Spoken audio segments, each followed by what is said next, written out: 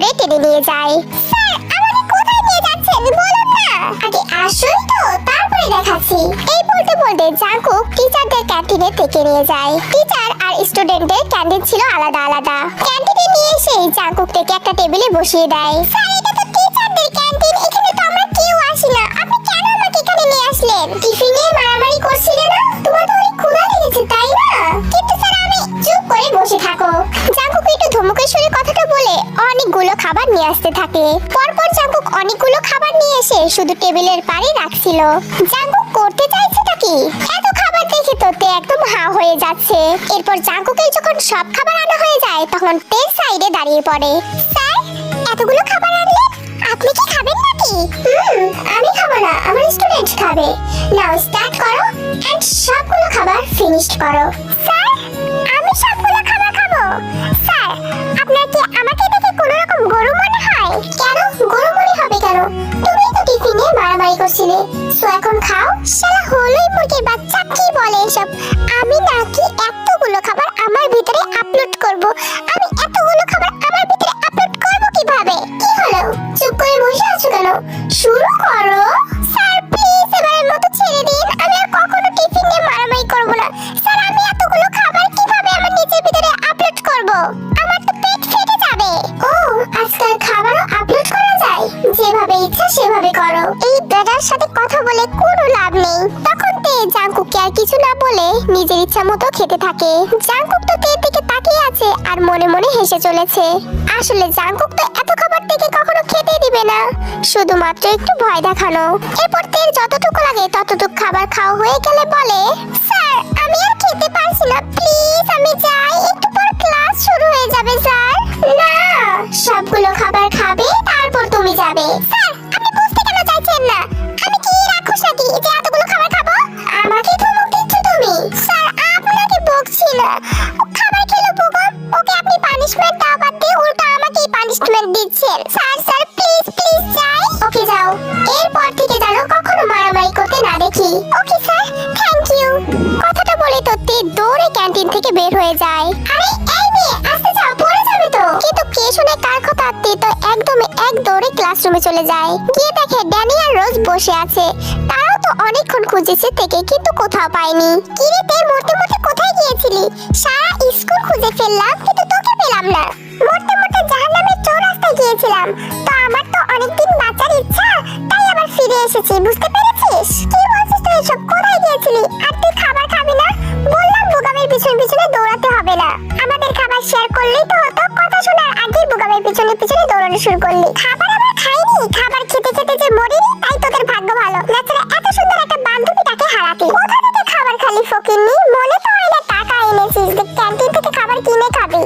ওই যে আছে না বিনা পয়সার গোলাম, আমাকে খাবার খাইয়েছে। মানে ওই যে জাঙ্কুক স্যারের বাচ্চা। আমি এত শ্যামলের স্যার কোথাও দেখিনি। তুই স্যারকে এত বকাবকি করছিস, কি করেছে স্যার তোকে? তখন তে রোজ আর ড্যানিকে সবকিছু বলে দেয়। আরে তে, এত বড় সুযোগ হাতছাড়া করলি? আমি হলে তো সবগুলো খেতে আসতাম। হ্যাঁ বলাই যায়, আমার সাথে যে ব্যাপারটা ঘটেছে না, সেটা যদি তোর সাথে ঘটতো আমি অনেক খুশি হতাম। স্যার রোজের বাচ্চা। ও তাহলে তুই কিসের বাচ্চা? তের বাচ্চা? না, আমি ইয়ন ঝুনঝুনির বাচ্চা। তখন ক্লাসে স্যার চলে আসে আর সবাই চুপচাপ ক্লাস করতে শুরু করে। সারা ক্লাস তোতে বুগমের উপর একদম গোমা সাপের মতো ফুঁসছিল। যদিও বুগমকে কাছে পেত তাহলে আজকে তে ছবল দিয়ে বুগমের একদম নাড়ি ভুঁড়ি উল্টে ফেলতো। এরপর ছুটি হয়ে গেলে সবাই যার যার মতো বাড়িতে চলে যায়। আজকে তে প্রাইভেটেও জাঙ্কুকের সাথে বেশি কথা বলেনি, মুখের মধ্যে আমন জল ভিজিয়েছিল। কিন্তু জাঙ্কুক তো ঠিকই বুঝতে পেরেছে যে তে ওর সাথে একটু রাগ করেছে। পরের দিন সব স্টুডেন্টরা গিয়ে যার যার নিজেদের ক্লাসে গল্প করছিল। এদিকে তে, ড্যানি আর রোজও গল্পে মেতেছিল। তখন সেখানে বুগম আসে আর বলে, তে কালকে কাজটা একদম ঠিক করলি না, তুই কালকে স্যারের সুযোগ নিয়ে আমাকে সরি বলালি। সো বাবুল গামের বাচ্চা, তুই এখন আমাকে কি করবি? স্যারকে বলে যে তোকে মাঠের ভিতর কান ধরে উঠবস করেনি, তাই তোর অনেক বড় ভাগ্য। যা ফট, তোকে তো আমি দেখে নিব। দেখছিস তো, দেখা কি হচ্ছে না? ক্লাস শুরু হতে এখনো অনেকক্ষণই বাকি ছিল, বাট তখনই স্যার ক্লাসরুমে চলে আসে। স্যারকে আসা দেখে তো যে যার যার মতো সিটে বসে পড়ে। এত তাড়াতাড়ি ক্লাসে আসাতে একটা মেয়ে বলে ওঠে, স্যার আপনি এত তাড়াতাড়ি ক্লাসে আসলেন যে? এখনো 15 মিনিট বাকি আছে। হ্যাঁ স্যার, বেল তো এখনো দেয়নি। ক্লাসে আসছি কারণ তোমাদেরকে একটা নিউ স্টুডেন্টের সাথে পরিচয় করিয়ে দিতে। স্যার স্টুডেন্টটা ছেলে না মেয়ে সেটা তুই জেনে কি করবি বলো? চুপ করে থাক। কি রে ড্যানিয়েল, তোর কি লেগে গেল নাকি? তুই চুপ কর। তখনই ক্লাসরুমে সেই নিউ স্টুডেন্টটা চলে আসে। ছেলেটা দেখতে তো অনেক হ্যান্ডসাম, সবাই তো হা করেই তাকিয়ে আছে। ওর নাম জিতাও, তোমাদের নিউ ফ্রেন্ড। কিন্তু তে তো দেখে সাথে সাথে চিনে ফেলে, কারণ তেদের বাড়ির পাশে জিতাওয়ের বাড়ি ছিল। তে জিতাওয়ের সাথে অনেক খেলেছে, বাট এখনো খেলে। আর উঠে দাঁড়িয়ে বলে, স্যার আমি তো একে চিনি, ওর নাম জিতাও, ও হচ্ছে আমাদের বাড়ির পাশেই থাকে। এদিকে জিতাও তেকে দেখে চিনে ফেলে আর মুচকি মুচকি হাসতে থাকে। ও তাহলে তো ভালোই হলো, চেনা পরিচিত একটা স্টুডেন্ট পেলো। কথাটা বলে স্যার আরেকটু পরিচয় করে দিয়ে সেখান থেকে চলে যায়। এদিক থেকে জিতাও গিয়ে থেকে বলছে, উফ তে তুই যে এই স্কুলে পড়িস আমি জানি না, জানলে তো আগে এখানে ভর্তি হতাম। তুই তো অন্য জায়গায় পড়তি, এখানে কেন হঠাৎ করে আসলি? আসলে কিছু সমস্যার কারণে। তে একটা কাজ করবি, আমাদের পুরো স্কুলটা একটু ঘুরিয়ে দেখাবি? আমি তো এই স্কুলের কিছুই চিনি না। ওকে চল, ব্যাগটা ধুয়ে তারপরে যাচ্ছি। এরপর জিতাও ব্যাগটা একটা বেঞ্চে ধুতে যায়। তে তুই ওকে চিনিস? হ্যাঁ চিনি তো, ও আমাদের বাড়ির পাশেই থাকে। কখনো তো বলিসনি? বলার প্রয়োজন হয়নি তাই বলিনি। তে চল। হ্যাঁ চল যাচ্ছি। ড্যানি রোজ বসে আছিস কেন, আয় না। হ্যাঁ চল। তখন তিনজন মিলে যায় এক জিতাওকে পুরো স্কুল ঘোরাতে। ক্লাসের সবাই তো ভাবছে যে এই মেয়ে তিনটাই কেন একজনের পরিচিত হয়। আর জিতাও আর থেকে এভাবে মিষ্টি মিষ্টি কথা বলতে দেখে বোগম তো একদম তেলে বেগুনে জ্বলে উঠেছে। এমনিতে তো তের সাথে পেরে ওঠে না, তার উপর আবার আরেকজন এসে হাজির। এরপর তে সারা স্কুল জিতাওকে ঘোরায়। জিতাও কথা বলছে আর ঘুরছে। সব জায়গায় ঘোরা শেষে যখন তে জিতাওকে মাঠে নিয়ে যায়, তখনই জাঙ্কুকের চোখে পড়ে যায়, কারণ জাঙ্কুক জানালার কাছেই বসেছিল আর সবাইকে দেখে ফেলে। তে জিতাওর সাথে অনেক মিষ্টি মিষ্টি করে কথা বলছিল। এদিকে তো জিতাও হাসছিল। এতে তো জাঙ্কুকের একদম জেলাসিতে ভরে যাচ্ছিল। এই ছেলেটা আবার কে? এই মেয়েটাকে বলি কোনো ছেলের সাথে কথা না বলতে, কিন্তু এই মেয়েটা আমার একটা কথাও শোনে না। ওকে জিতাও, এই তো এখানে স্কুল শেষ, এবার তুই ক্লাসে যা, আমরা আসছি। ওকে আমি যাচ্ছি। কথাটা বলে জিতাও ক্লাসরুমে চলে যায়। এদিক থেকে তে ড্যানি আর রোজ একটা দোকানে যায়, গিয়ে তিনজন তিনটা আইসক্রিম কেনে। এরপর ক্লাসরুমে যেতে নেবে এমন সময় জাঙ্কুক এসে হাজির হয়। তে তোমার আম্মু তোমাকে ফোন করছে, কি যেন বলবে। উফ, আম্মু আবার আপনার কাছে কেন ফোন করবে? ড্যানি রোজ তোরা ক্লাসে যা, তো আমি আসছি। আচ্ছা ঠিক আছে, তাড়াতাড়ি চলে আসিস। কথাটা বলে ড্যানি আর রোজ ক্লাসরুমে চলে যায়। স্যার আম্মু নাকি ফোন করছে, ড্যান আমি একটু কথা বলে দেই। বাহ ভালোই, বলতে চেয়েছিলাম তিনজনকে একসাথে, তা তুমি ড্যানি আর রোজকে আগেই পাঠিয়ে দিলে। যাই হোক তোমাকেই বলি। কি বলবেন স্যার? আম্মু নাকি ফোন দিয়েছে। দিয়ে তোমার আম্মু আমাকে ফোন দেয়নি। সারা স্কুল একটা ছেলেকে নিয়ে ঘুরলে, শেষ ছেলেটাকে ছিল। স্যার ও আমার বাড়ির পাশেই থাকে, এই স্কুলে ট্রান্সফার হয়ে এসেছে, তাই একটু পুরো স্কুলটা ঘুরে দেখালাম। সারা স্কুল ঘুরে দেখানোর মতো আর কোনো মানুষ নেই, তোমাদের তিনজনকে লিটারালি তোমাকেই ঘুরে দেখাতে হবে। স্যার আমার বাড়ির পাশেই থাকে, তাই বললো ঘুরে দেখাতে, তাই ঘুরে দেখালাম। তো কি হয়েছে? আর আমার সাথে ড্যানি আর রোজ উচিত ছিল, আপনি তো তাদের কিছু বলছেন না।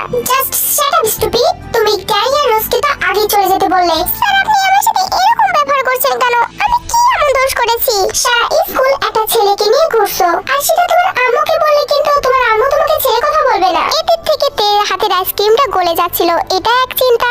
এদিক থেকে জাঙ্কুক ওকে এমনিতেই বকছে, এটা এক চিন্তা। তে তো ভীষণ রাগ উঠে যাচ্ছে। স্যার এবার কি আমি যেতে পারি? হ্যাঁ যেতে পারো, কিন্তু কোনো ছেলের সাথে যেন আর এভাবে ঘুরতে না দেখি। তে তো ভীষণ রাগ হচ্ছে। তের মনে হচ্ছে জাঙ্কুকের মাথাটা বাড়ি দিয়ে ফাটিয়ে ফেলতে। যদি তে জাঙ্কুকের চেয়ে আর 1 ইঞ্চি লম্বা হতো, তাহলে জাঙ্কুকের মাথাটা আজকেও সত্যি বাড়ি দিয়ে ফাটাতো। তখন তে সেখান থেকে যেতে নেয়। যেতে যেতে দেখে ওর হাতের আইসক্রিমটা প্রায় গলেই গেছে, তাই রাগ করে ঢিল মেলে সেখানে আইসক্রিমটা ফেলে থুয়ে যায়। আমার ফ্রেন্ড আমি ঘুরবো, তাতে ওনার কি সমস্যা সেটাই তো বুঝতে পারছি না। যত সব আগে খেতা আম্মুকে নাকি বলে দেবে। যা বলে দে গিয়ে, আমার আম্মু কম নাকি, ঝাঁটা দিয়ে বাড়ি মেরে একদম ঘর থেকে বের করে দেবে। শালার জন্য 65 টাকা দিয়ে আইসক্রিমটা কিনে খেতেও পারলাম না। জাঙ্কুক তো এদিক থেকে বুঝতে পারছিল যে তের অনেক রাগ হয়েছে, আর তে আইসক্রিমটাও খেতে পারলো না, শুধু এতটুকুই দেখলো। এরপর জাঙ্কুক অফিস রুমে চলে যায়। এরপর জাঙ্কুকের যখন ক্লাস আছে, জাঙ্কুক তেদের ক্লাসে যায়। তবে তে আজকে কারোর সাথে কথা বলছে না, না জাঙ্কুকের সাথে না ওর কোনো ফ্রেন্ডের সাথে। এরপর জাঙ্কুক যে ম্যাথগুলো করে দিতে বলে, তে পট্টি পট্টিগুলো সবগুলোই করে দেয়। জাঙ্কুকের একটু অবাকই লাগে, কারণ প্রতিদিন তে এই কাজগুলো করে না। এভাবেই আজকের দিনটা কেটে যায়। জাঙ্কুক তো তের সাথে আজকে একটু ভালোভাবে কথা বলতে পারলো না। আর প্রাইভেট রুমে তে তো জাঙ্কুকের সাথে একটাও কথা বলেনি। তে তো প্রাইভেটে আসতে আসতেই চাচ্ছিল না, শুধুমাত্র ইয়ঞ্জনের জোরাজোরিতে ও প্রাইভেটে এসেছে। রাত 10টা বাজে। জাঙ্কুক ওর স্টাডি রুমে গিয়ে কিছু বই নিচ্ছিল। এমন সময় দেখে একটা টেবিলে একটা বই পড়ে আছে। জাঙ্কুক ভাবছিল কোনো স্টুডেন্টই এই বইটা থুয়ে গেছে। তখন জাঙ্কুক বইটা হাতে নিয়ে দেখে বইয়ের উপরে তে লেখা আছে, তার মানে এটা তেরই বই। এতক্ষণ জাঙ্কুকের তের কথা মনেও ছিল না, আর আজকে জাঙ্কুক তের সাথে অনেক বাজে ব্যবহারই করেছে, অনেকগুলো বকা দিয়েছে।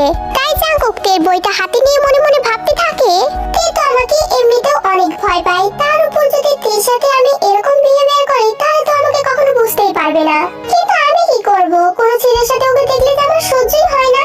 না, তের সাথে এরকম ব্যবহার আর করা যাবে না। মেয়েটা আজকে আমার জন্য আইসক্রিমটাও খেতে পারলো না, আর সারাদিনও ও আমার সাথে আর একটা দুষ্টুমি করেও কথা বলেনি। এরপর জাঙ্কুক মনে মনে প্রমিস করে যে ও তের সাথে আর কখনো এরকম জোরে জোরে কথা বলবে না। এরপর জাঙ্কুক বইটা নিয়ে তার কাছেই রেখে দেয়, যে পরে তে আসলে তেকে দিয়ে দেবে। তো পরের দিনে তে স্কুলে গিয়ে দেখে জাঙ্কুকের জন্য ওরা সবাই অনেক গিফট এনেছে। তেও চেয়েছিল যে ও জাঙ্কুককে কিছু একটা দেবে, কিন্তু জাঙ্কুকের এরকম বিহেভিয়ারে তে তো খুব কষ্ট পেয়েছে আর খুব বিরক্ত বোধ করছে। আর তের কাছে এখন এগুলো শুধুমাত্র আতিথ্যতা ছাড়া আর কোনো কিছুই মনে হচ্ছে না। আর তেদের ক্লাসে আয়ু ছিল এটা দেখাতে যে ও জাঙ্কুকের জন্য অনেক গিফট এনেছে। তুই না বললি জাঙ্কুক স্যারের বার্থডেতে আমরা সবাই উইশ করব, তো তুই তো কিছু গিফট আনিসনি। হ্যাঁ তে, তুই কিন্তু অনেক পচা হয়ে গেছিস। তুই বললি তুই আনবি, তুই এখন কেন আনিসনি? শোন, আমার বাবা না এত আজারে টাকা কামায় না যে ফালতু গিফট কিনে একজনকে দিতে হবে। তুই এমন কথা কেন বলছিস? তুই তো নিজেও বলেছিলি যে তুই স্যারকে বার্থডে উইশ করবি। হ্যাঁ বলেছিলাম, কিন্তু এখন আর করব না। আমার কোনো ব্যক্তিগত ইচ্ছে নেই কাউকে বার্থডে উইশ করার, তাও আবার এই স্যারকে। ক্যাবিন একটা অন্য স্যার ম্যাডাম হলে তাও ভেবে দেখতাম। তুই এত ছোট হয়ে স্যারকে এভাবে কথা বলতে পারিস না অন্তত? শোনো আই আপু, তুমি তোমার ক্লাসে গিয়ে আদিক্ষেতা করো, আমাদের ক্লাসে এসে লিডার বানার করার কোনো দরকার নেই। আর তোমার কথা শোনার মতো টাইম বা ইচ্ছা কোনোটাই নেই আমার। তুই কিন্তু অনেকবার বেড়ে গেছিস। হয়েছে, চুপ কর। সবসময় আমার সাথে খারাপ ব্যবহার করে। আমি ওনার খাই না পড়ি, আমি বাপের টাকা খাই, আমি বাপের টাকা দিয়ে পড়ি। আমার বাবা আমাকে কখনো বকা দেয়নি, আর উনি আমাকে বকা দেয়। কি ভেবেছে কি নিজেকে? শুধু মার জন্য প্রাইভেট পড়তে যায়, না তাহলে সেটাও যেতাম না। চুপ কর, কি বলছিস? আর স্যাররা তো একটু বকে, তাই না? আসলে তোর কোনো অ্যাবিলিটি নেই স্যারকে কিছু দেওয়ার। হ্যাঁ, তোমার এত অ্যাবিলিটি আছে, তুমি স্যারকে মাথায় করে রাখো, আর তোমার কোনো অধিকার নেই এই ক্লাসে এসে আদিক্ষেতা করার। আমাদের ক্লাস থেকে যাও। আয়ু তো সেখান থেকে রেগে ফুসতে ফুসতে চলে যায়।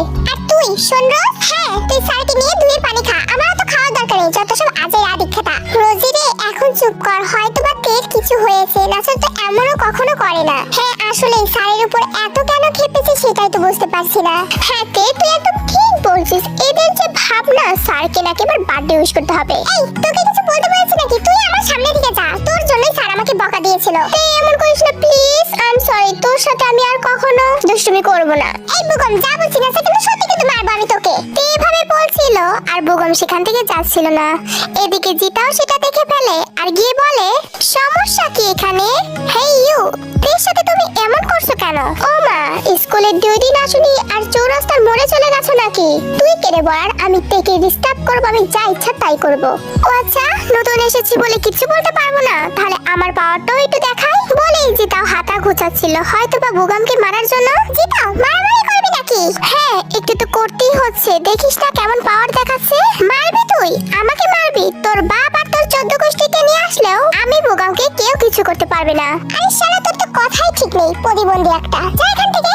এরপর বেল দিয়ে দিলে ক্লাসরুমে তো স্যার চলে আসে। এদিক থেকে তো ক্লাস টিচার 9 এর ক্লাস নিচ্ছিল, আর অন্যদিকে ক্লাস 10 এর ক্লাস টিচার ছিল জাঙ্কুক। জাঙ্কুক ক্লাসে যেতেই আয়ু মনে মনে ভাবতে থাকে, স্যার নাকি তেকে বকেছে, এবার তের নামে এমন এমন কথা বলবো না যেন স্যার তেকে আর সহ্যই করতে না পারে। যেগুলো বলেছি সেগুলো তো বলবোই, আর আমি আয়ু তো আছি।